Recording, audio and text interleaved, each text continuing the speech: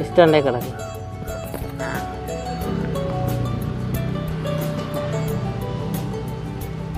ബാ ചാച്ചിക്കോ, ശങ്കുപം ബാ ബാ, എൻ്റെ പൊന്നുറങ്ങിക്കോ, ബാ ബാ.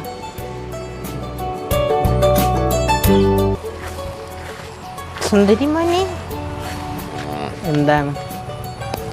സുന്ദരി പൊന്നാണ്. സുന്ദരി മോൻ.